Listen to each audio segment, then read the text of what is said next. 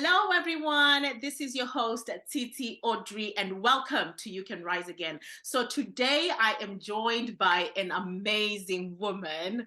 Her name is Mabel Machabvunga-Butler, and she's a CEO, she's a founder, she is a businesswoman, she is the mom, she is the wife.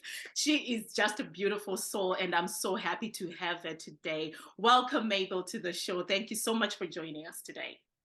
Thank you, Tsitsi, for having me. I'm so excited to be here on your platform today. Thank you for having me. Thank you so much. It's been such a long time coming. I've been meaning to do this for a long time, to just have this chat with you. So I'm really, really excited. Me too. No, we have been wanting and trying to coordinate the dates and the Yes. days, time difference, all of it. So I'm glad we're here today. That's brilliant. And can I tell you one thing? I admire you so much. I Oh, thank you. admire you so much. And I think you're one of the few people I have actually said this to. That means a lot to me. Oh, That means coming seriously. such a brilliant, amazing woman. I admire you as well. I've seen your Oh, thank you. You're so laid back, you are so chilled, you're so composed in everything that you do. So I'm always watching the way you do your stuff is just so composed. You are, auna vavu. Thank you. I think it's the Sam Toko in me, or the Zimbo in me, I guess. Yeah, to be honest, I just admire the way you execute things, and you're so chilled, you're so calm. You are such a beautiful soul. So I admire you so much for that. Thank you, sis. Thank you, Titi. I appreciate it a lot. It's all right. It's fine. So Mabel, so tell us who Mabel is. Where did Mabel start from? Huh? Where were you Mm-hmm. born? Tell us a little bit of a history about your family, where you come from. Yes. Talk. Oh my God. That's a long story. So I was born in 1979 in Glenview 1 in Harare. Mm-hmm. So one of all five children. I'm the fourth. Mm-hmm. Two boys and three girls. Yeah. So my sisters and my brothers, they are so close to me since my parents are all deceased. Mm-hmm. And they helped me so much in becoming, they've helped me so much in becoming who I am today. So Mm-hmm. I owe it to themselves, their prayers, their motivation, their encouragement, all of that had helped me to be where I am today. So I grew up in Glenview. I went to Glenview 1 high school from Form Yeah. 1 to Form 4. And then I did my A levels at Morgan High School. I Yeah. was raised by a widow. My dad died when I was 12 years old. Oh. So we went from a home of having everything because my mom was a stay at home Mm-hmm. to not having anything. Our life changed overnight. Mm-hmm. Mm-hmm. And my mom, who was a stay-at-home mom, had to figure out what is it that I can do to Yeah. take care of children. As you know, in Zimbabwe, in other countries, you have social welfare, you have other people helping, but in Zimbabwe, it's a different story. You're on your own. You have to figure out how to fend for your children. Yes. So she started selling farm produce. She would go to Mbare and selling some things from our house. That was not enough money to raise five, to provide food for five children. My oldest sister was doing temporary teaching, so she was not even in college yet. And I was 12 years old. So from there, she figured out how to start sewing. She never sew anything or make anything, but sometimes your situation Yes. takes you to a place that you never knew that you can actually Yeah. buy, Yeah. thrive in. So she started teaching herself and getting pieces of clothing and making dresses and selling. She raised a little bit money to be able to start buying Mazambia and to go sell in South Africa. So that's what she started doing. And that's how we had food, paying bills, and everything that we needed in our house. Bare minimum, really bare minimum. But I salute my mom because nobody could ever tell that we were struggling like that. Yes. Yes. She made it look like she'll come, with Mazichke from South Africa and them, we wear them, we go to church. I grew up United Methodist, and we would look like everybody else. Yes. So used to say, "Aikona kufukura hapa dzako." Nobody needs to know what you're going through. And we did that. So she is when people ask me about my role model, she's my role model because everything that I do right now, even when things are hard, I look at where she was and what she made it something out of nothing. And I say, well, this is an obstacle, it will pass. And I have all these resources. Yes. So Glenview, I finished my A levels and I wanted to be a social worker, believe me or not. I wanted to go to social school, I wanted to go to varsity and become a social worker. But I only had 6 points at school. And I went to the university and they said they were not enough. The cutoff was 8 points to be able to accept it in School of Social Work. Yeah. So here I am as an orphan, with your mom who's struggling to raise your school fees. You can go to university. So at that time, somebody who my older brother was dating knew about the beauty therapy school. I never knew that you can actually go to do a course that has to do anything about taking care of skincare, of people's skin concerns, and become a skin therapist and actually make a living out of it. Yes.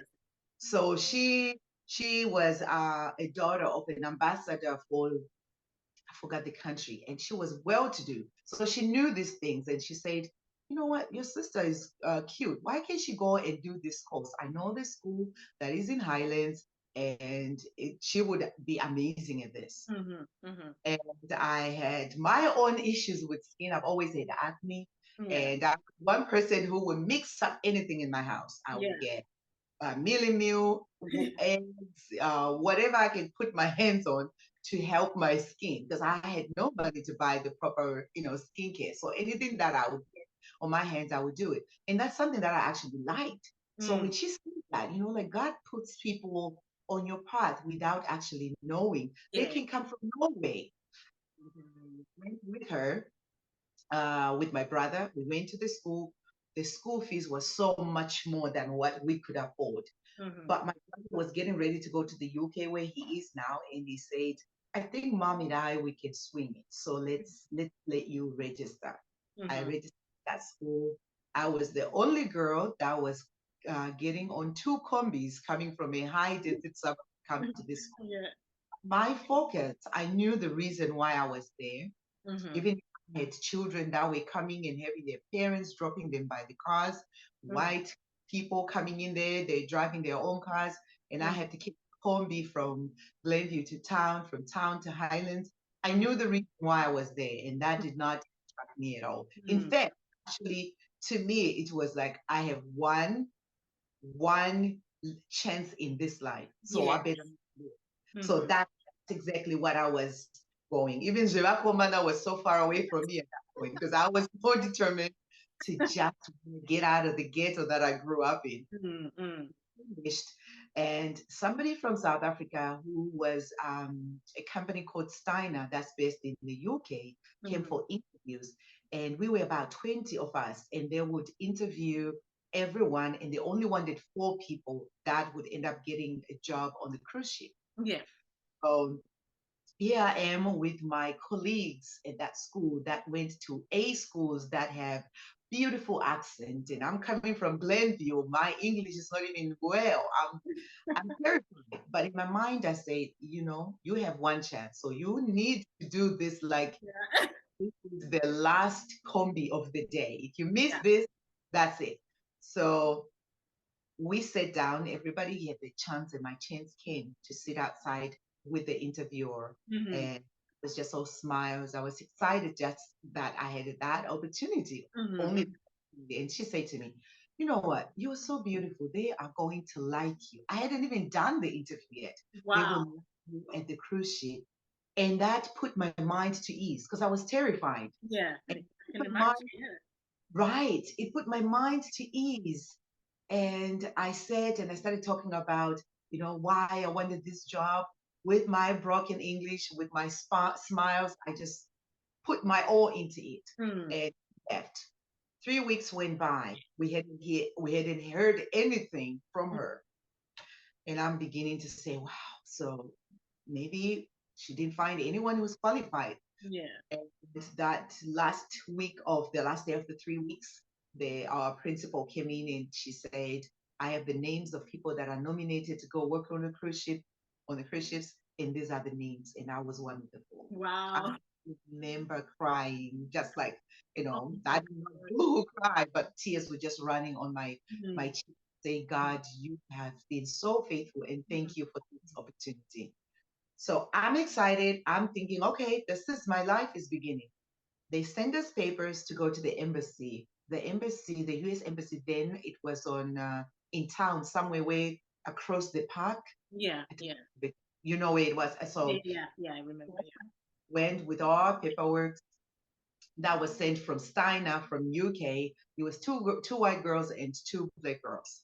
We get there. My three colleagues get their interviews. I was their visas, interviews and visas. I was denied a visa. I was denied the visa because there was no signature on one of my papers. What? I swear, I said, no, that tumo inonzimuromba aroli Yeah. right there. It actually really fit what my situation was. When I think of it, I actually want to, tear up. And I walked in the park. I don't even know how I got to my combis to get to Glen because I was just like, I saw dark clouds just walking. Because in my mind, I'm like, the embassy, the US embassy, once you're denied, that's it. Yeah, that's it. Yeah, yeah. It. I got home. My mom was in South Africa. My brother was in England. There was no one at home. I cried myself until I got through to someone, my brother, and he said, calm down. And then my mom called, and I called her. I said, this is mom. I'm not gonna leave. This is it. I'm gonna be here. She said, calm down. She said, pick up the phone and call the lady that sent you the papers from South Africa. I picked up the phone. She was such a busy lady, but she listened to me. Listened to me, and she said, Mabel, don't worry. I am going to call the lady. I'll never forget her name. This is 21 years ago, and this can show you how that time has an impact. Exactly, exactly. The name is Teresa Hebron, the woman who denied me. Wow. I will never forget her. And she said, I will call Teresa Hebron and I will talk to her personally. She said, don't worry about it. I am on it. And she took that matter very personal, like it was happening to her daughter, like it was happening to her sister. Yeah. And the next day she called me. She said, Mabel, I emailed her and she said, you can go back. And she said, you can go back any day you want. I was terrified. My mom was a prayer warrior, and I said, I'm not going to go back by myself. I'm going to wait for my mom. Mom, so I can go with her. My mom came back 2 days after. We went together. No questions was asked. My friends that got the visa the first time, they were given 6 months. I went there. I was given a visa for 2 years without coming back to the embassy by myself. So when Wow, that's so amazing. I know. When God sometimes wants to bless you, He isolates you sometimes. And you think you're alone. You think you're alone. You've been denied, but He's getting something even better for you. That's for you. So that's how I came to the US, working on a cruise ship. I came to where you are, to UK. I did my school for a year, and then I was on cruise ships, and I worked on the cruise ships. That's where I met my husband, who was taking a break, and he was working on a cruise ship. He's a musician, and he'd done his master's, so he was taking a break and working on the cruise. We met there, dated, and we got married, and I moved here, and this is where I am now. From that to owning my spa to having Kira and to being an educator, it's been a long story. I think that's why I stay humble, because I relate with so many people in the situation that I was. If it were not of God, I would be right there in Glenview today. So I don't take it for granted at all, not at all. That is so amazing when you talk about your journey like that. I just want you to talk to someone right now, because I do understand what it may feel like for certain people who have gone through school, maybe they're O levels or A levels, and they didn't do so well, and they think that this is the end of the world for them. And unfortunately, we live in a society, especially back home in Africa, where even if somebody falls pregnant out of wedlock, it's almost like your life is done. You can't continue with school. But it's different from, where we are right now, UK, United States. You can still carry on with school. It is not the end of the world for you. So what can you say to somebody who may be going through that phase in their lives where they didn't do so well in school and they feel like this is the end for me? Not all of us are made to flourish in school. And this is the African way of, if you fail in school, you're going to be nobody. We all have different talents. Maybe it is not in education, in academic. Maybe your talent is in trade school, which is what I do, where you get to use your hands. So this is not the end of it. You have to open your mind and to open your hands and to open to God to receive, to say, this is not for me. I see that this is not for me, but help me to see what is for me. Put the people that can help me to understand what is it that I'm here to find your purpose really. Because not all people are good in academia. I was not a really bright student. I was an average student, but because I had another calling. But if you continue looking at a closed door, not seeing that there are other doors that are open, that you actually succeed, you're going to miss that opportunity because your mind is on, I didn't do so well in school. So if you're listening right now and you're feeling like you've hit that wall and you've hit that block that you and everybody else around you, people are telling you that you are never going to be anything because so-and-so's children are straight A students and you're not. There is purpose, there is a purpose that's different for your life. And it is your duty to stay calm and find that purpose. There are people that are going to come in your life, but don't miss that opportunity looking at the closed door. That is really powerful. I'm so glad that you mentioned that because I see so many times, especially on social media, in some of these groups where people are saying, I've got my 5 O-levels, I can't find a job, I don't know what to do, my life is just a mess right now. And they just feel like they're so closed. They're not even looking outside the box to say, okay, what can I actually do with my hands? What is it that God has put inside of me that I can use? Just like Moses was told, use that stick. What are you holding in your hand? Just the little that you have sometimes can actually change your life.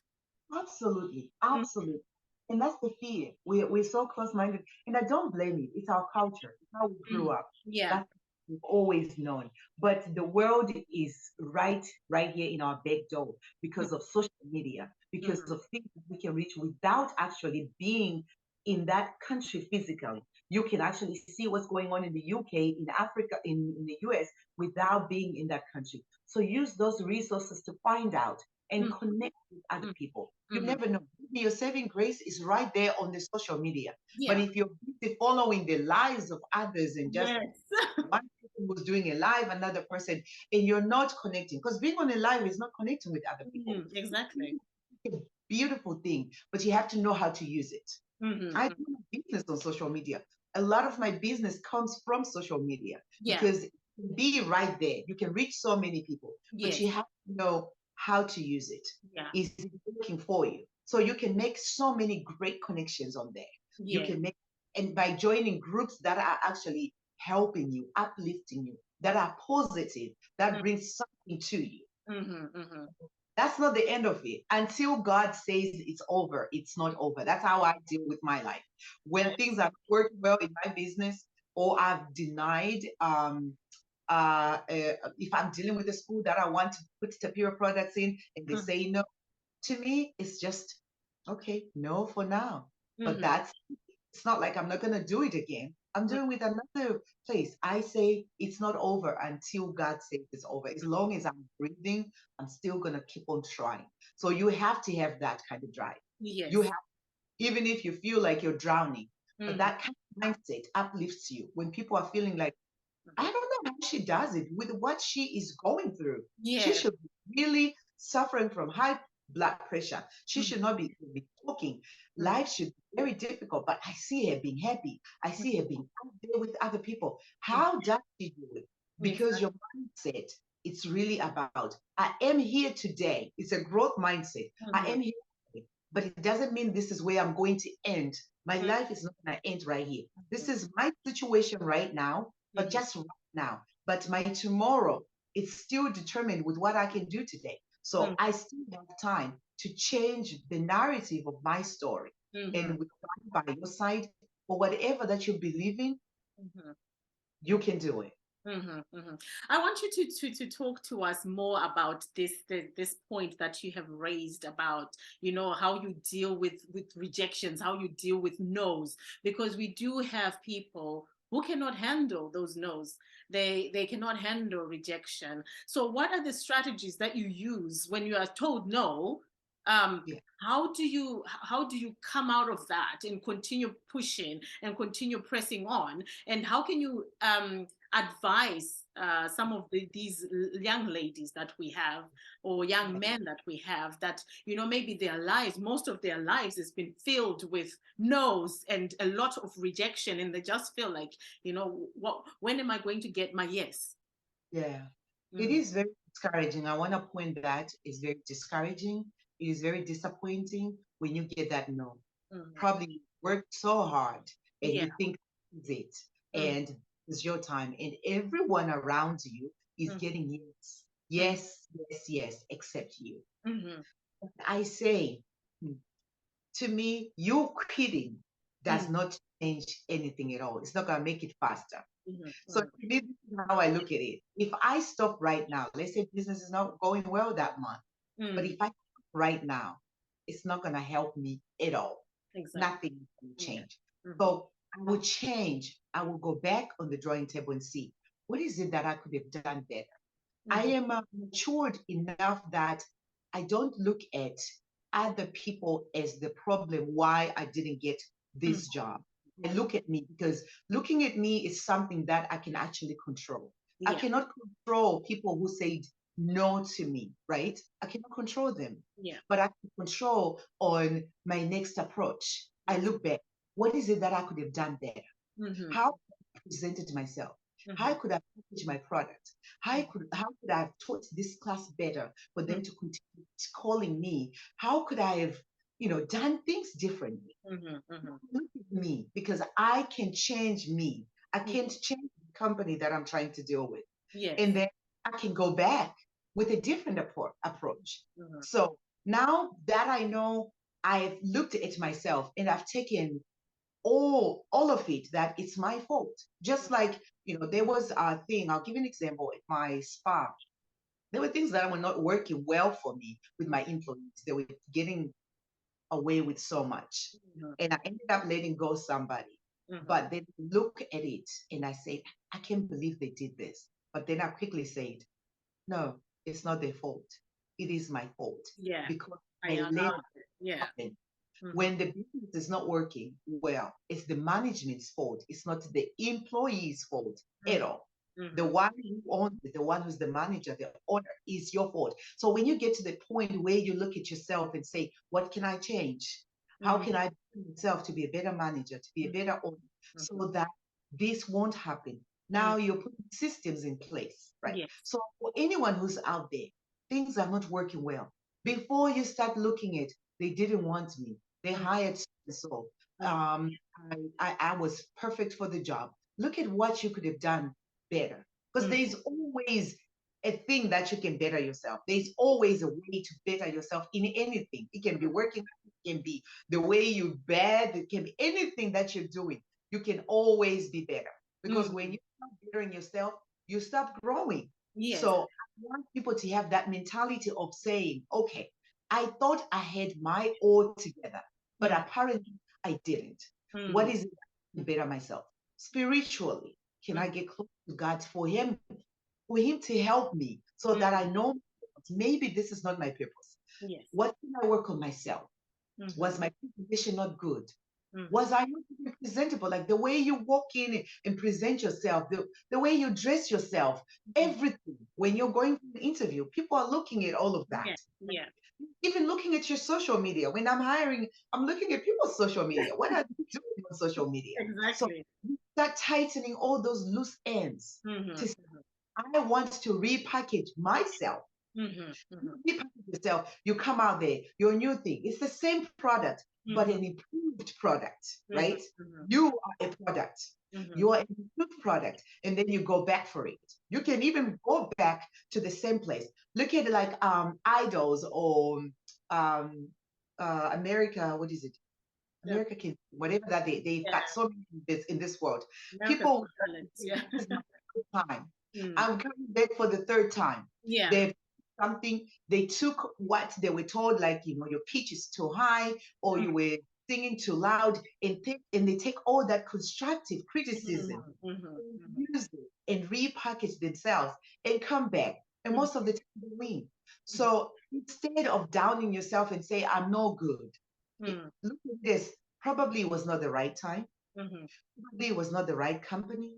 Probably I need to work on myself because God is preparing me for something big, better and bigger. So he wants me to learn from this. Probably this was a mock interview that I kind of have an idea of what an interview happens, how it goes. So now I know, and I'm not so nervous, and now I can prepare myself and go back. When you have that mindset, you quickly brush it. But I don't mean that you're not going to be disappointed. In that very moment, it's okay to feel the feels. Feel the and then don't get stuck there. Don't stay there. Then you say, okay, how can I better myself? How can I repackage myself? How can I sell myself better? And then you come again. Don't sit back. So that's advice. And you will see it will work. You will feel better and better. And the more you present yourself, you're much more confident. People smell confidence before they even see you. When you go eye contact, it's just on point. Your handshake, it's firm. The way you're talking, you're much more relaxed than when you're nervous. Maybe, you know, the universe or God is preparing you for that bigger, better opportunity. But he knew that you're not ready to go right now. So that's why you got that no. Everybody is good for something. Everyone, you know. Yeah. That's so true. And I've also realized that in this life, a lot of people are so afraid to look at themselves. Yes. People are so afraid. They are waiting for somebody else to change to make them feel better, but they don't realize that sometimes some of those breakthroughs that we look for, we have to look at ourselves and make some changes and take those necessary steps to change ourselves in order for us to receive those breakthroughs. So that's a really powerful thing that you've mentioned there. To look at yourself, repackage yourself, ask yourself, like, what can I do better this time around so that I can go back in there and show them that I can actually do this. Absolutely. Yeah. And that's powerful. When you're that, every time you're doing that, looking at yourself, you're correcting. You're getting better in everything that you're doing. And you become better and better in whatever, in the person you're becoming. Because I always say business growth starts with personal growth. So that's looking at yourself. You are looking at yourself and you're like, okay, Mabel, you got to do better. You can do this. It's like showing up, doing the same things, and expecting different results. So you put yourself in on the naughty corner and say, no, you cannot do this. This is unacceptable yourself, right? And then you say, what can I do? It can be just gaining weight, right? You look at yourself, you're like, you know what? You are disappointing yourself. You're always complaining about, I need to lose weight, but you're not doing anything about it. What do you think is going to be the end result? Yourself. You don't have to look at anyone, just yourself. And you look at yourself, no, ma'am, you got to do better. No, sir, you got to do better. You are worth more than this. You are better than this.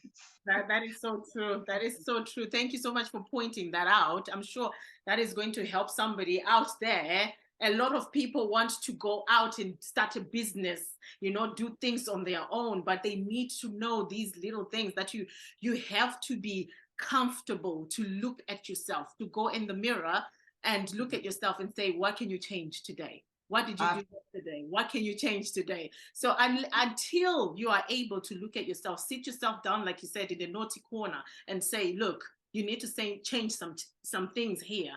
It's never going to work. It's going to be the place again next year, 2 years after. You're still circling around there. Yes, yes. No, that's fine. So I talk us through it's a tapira sugar paste. How did that come about? I'm still waiting for my products. I'm, I'm coming there. I'm bringing you a very nice package. I'm coming there. So hang tight. It's I coming cannot soon. wait. I can't wait. So talk us through how that came about. So I opened the spa. The spa is my my third baby. I have two girls. I call her my third baby. Yeah. So spa is my third baby, and we just turned 13 years this year. Wow. Congratulations. I opened the spa in a room, and it went by. Um, we moved to a new state where my husband was teaching at a college, Yeah. and said that we're in right now, Mhm. and I couldn't find a job. Mm. I looked everywhere. I had experience, so much experience under my belt from UK, working in Zimbabwe, working on cruise ships, and working in the US. When I first moved in the US, I only did 2 interviews and I was hired. So Mhm. it was easy for me to get the job when I was brand new in America. Mhm. But after all the years that I've worked in the States, I couldn't find a job. Mm. And in my mind, I was like, in this state, at this little place, I'm more experienced than what they need. And they came to me and said, we don't think you're gonna stay if we hire you because you're so experienced. Yeah. Other people would tell me, you live so far away. I've never heard of that. Like you look for a job and they tell you you live far away because it shouldn't be there to turn it all. If I want a job, I know I have to be Yeah. there. Yeah. So, like I was saying before, a door closes when God is preparing you for something.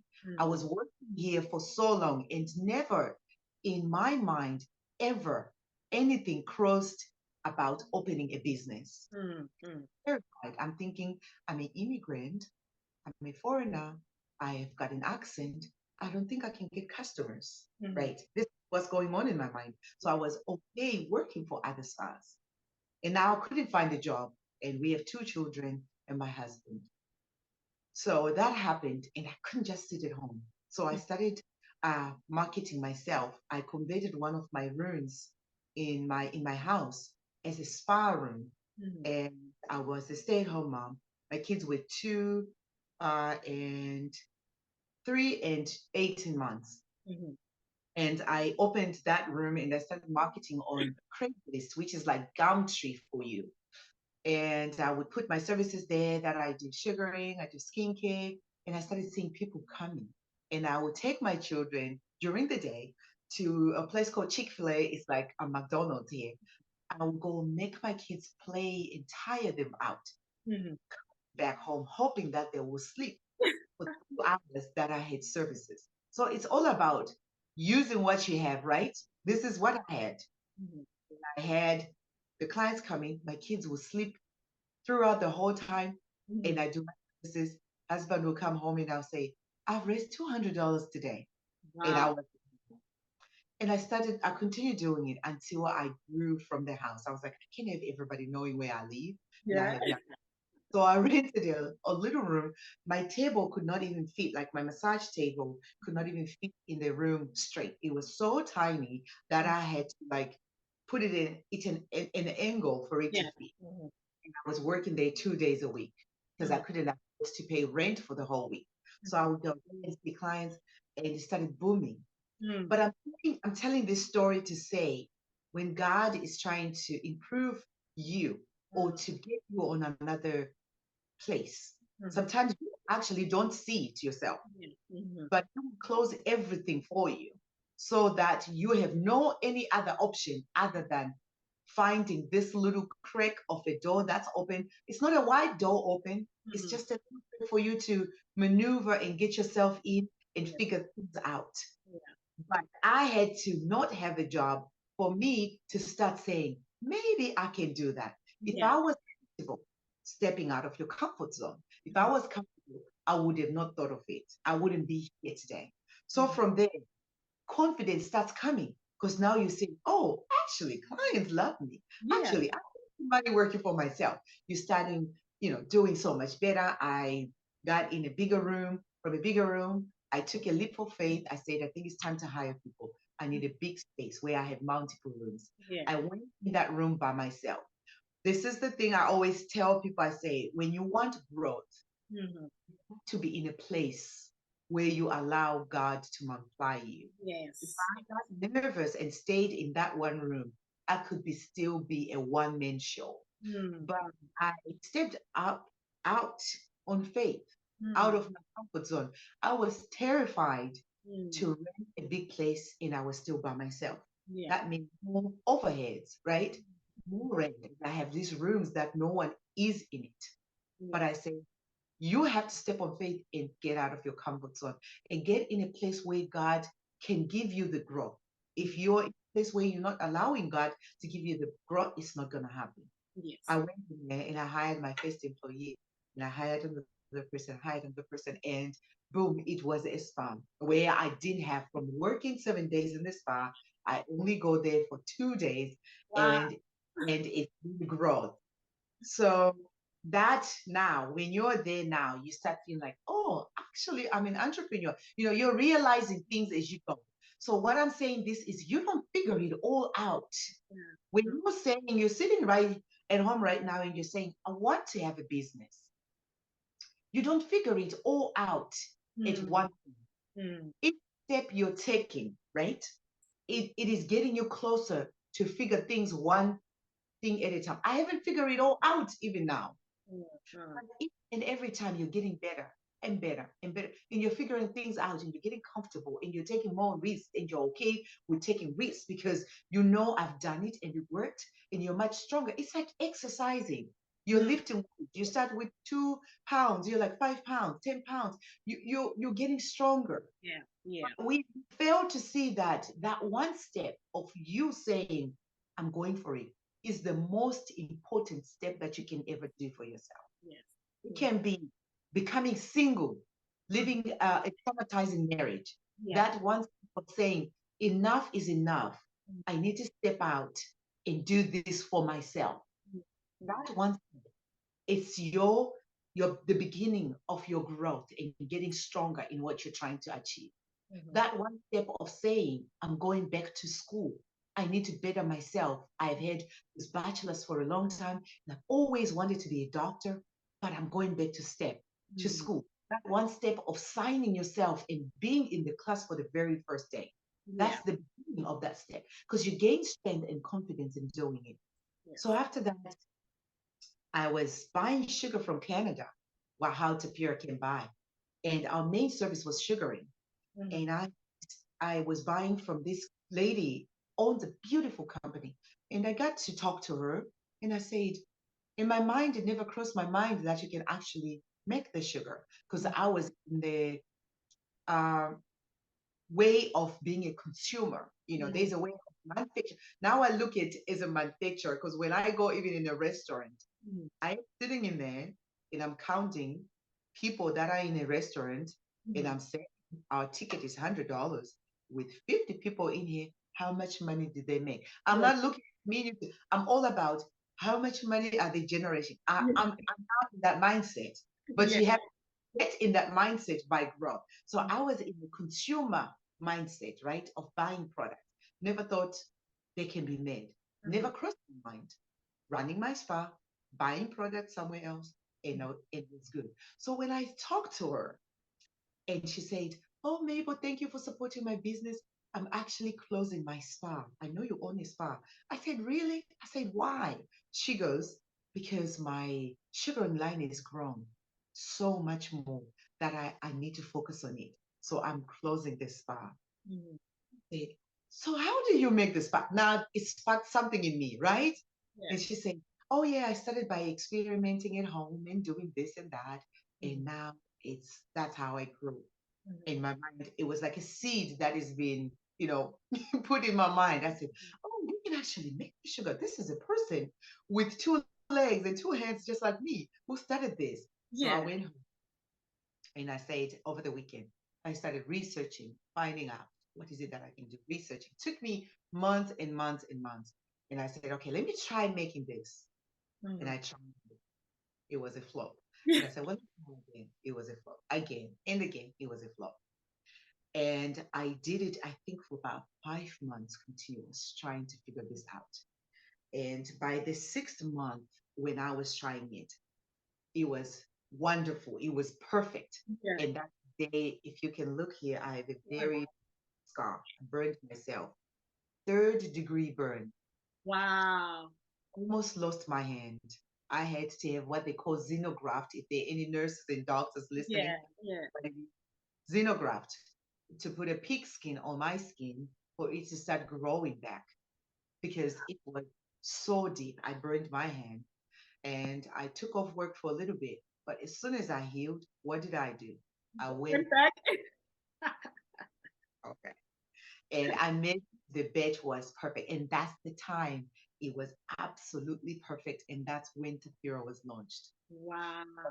I could have stopped and say, no, Tapira is much bigger than my spa because my spa service the people that are in the community, right? But with Tapira, I have actually reached out. My products are in the Caribbean where I don't have to be. I have educators in other states here in America where I've never been. In Hawaii, where my educators are teaching and using the product. The product is there, but I'm not there. So it was for something big to come. Sometimes you have to go through. You have to go through something.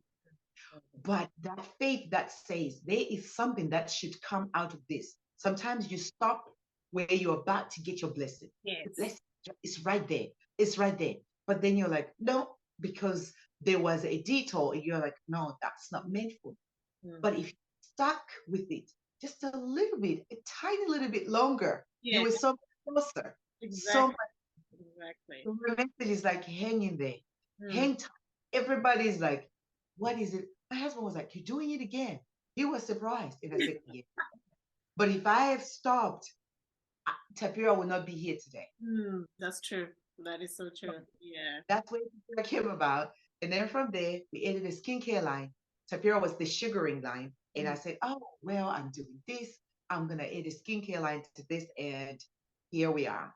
Oh, wow. That's amazing. I'm so happy that you mentioned that the trick to all of this is not giving up. Because I think a lot of us, once you get burnt, once you get hurt by something, then that's it. I'm not doing this again. And the funny thing is, you actually get people who will support your decision to give up. People will be like, no, no, no, don't do that because remember what happened the last time. But like you said, that sometimes you give up when you're almost there. Yes. Yeah. And then you lose the blessing, and then you have to go back to start. Yeah. No, people who are always starting something all the time. Yes. It's not because they're not good at anything. Maybe you're giving up too soon. Yes. Maybe because your blessing is way too big.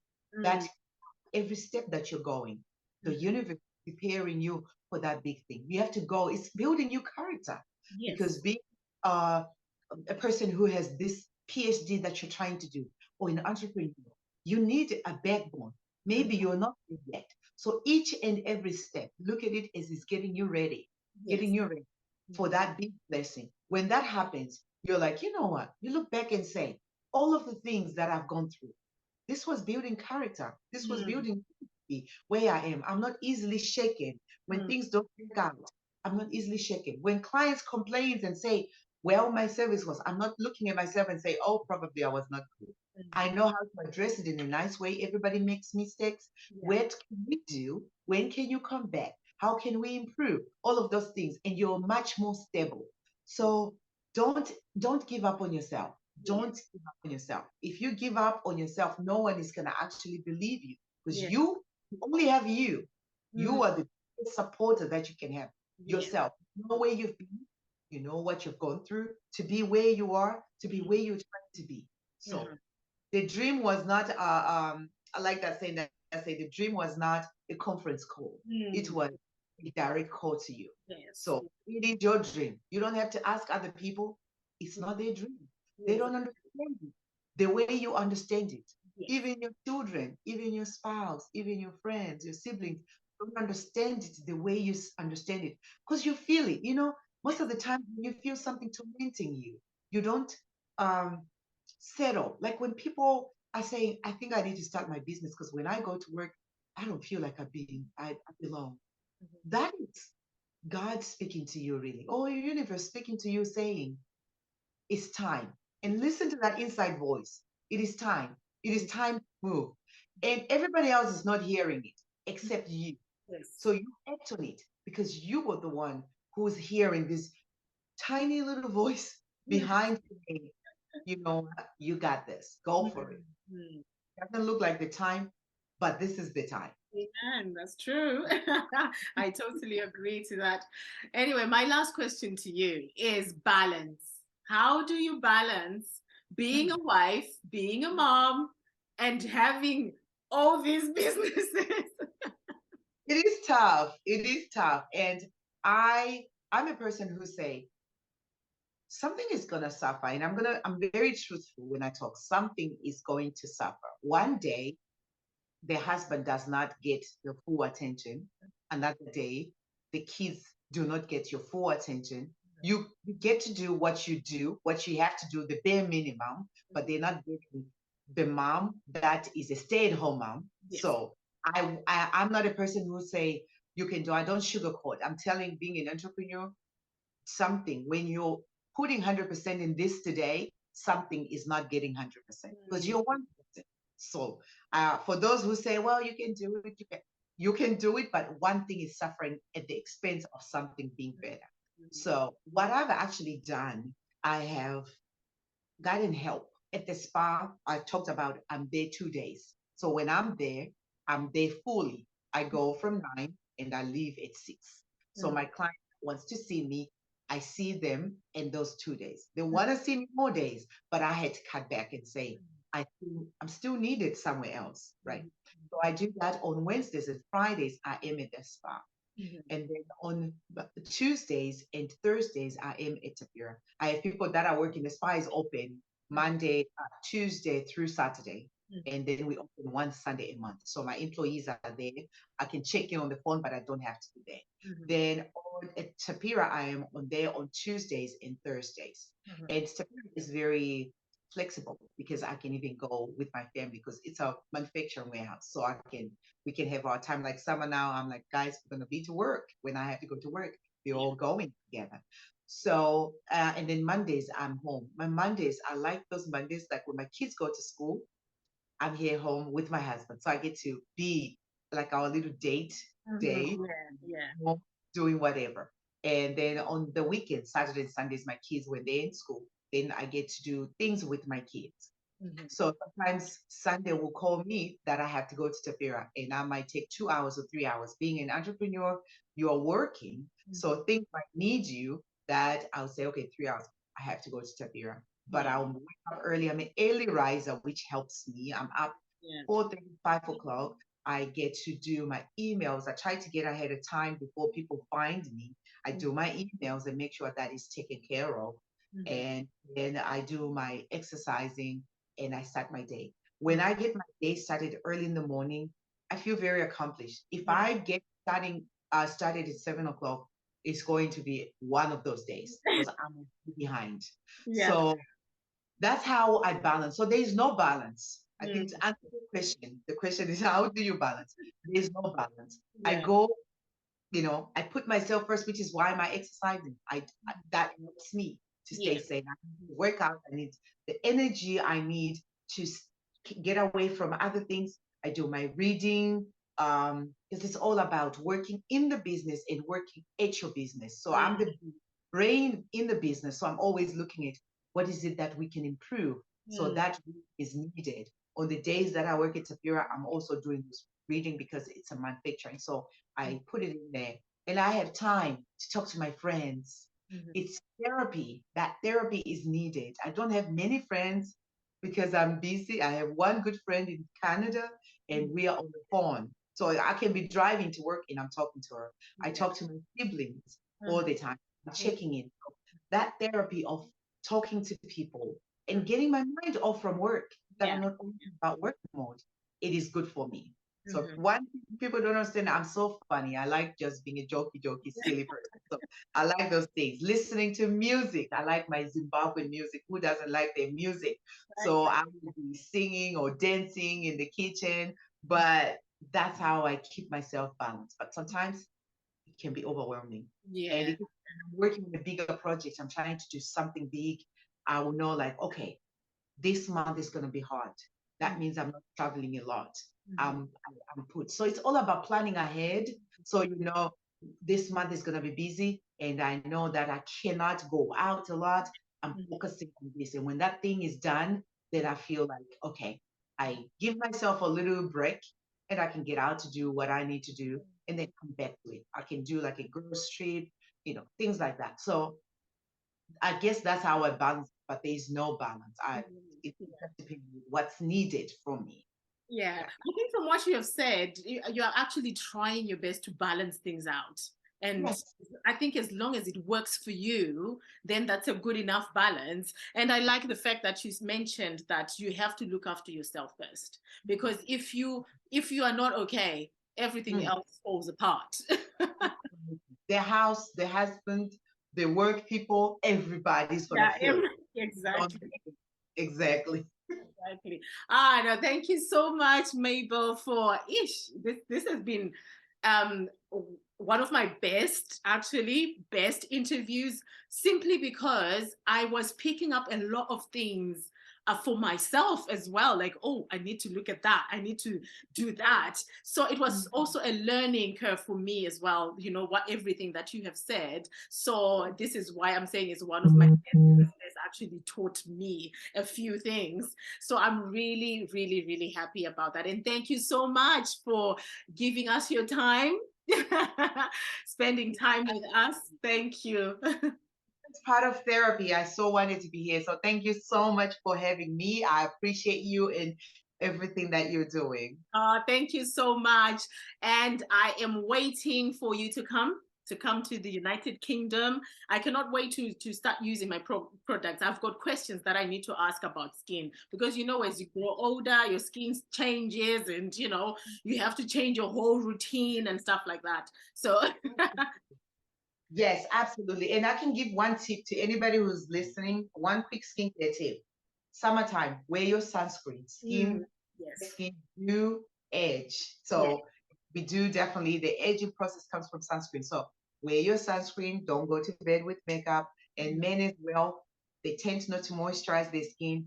Put a moisturizer, not oil-based, but a moisturizer, and put your sunscreen. So well, there you have it. Thank you so much, Mabel. Thank you. have a great day. Thank you. All right, bye. Bye.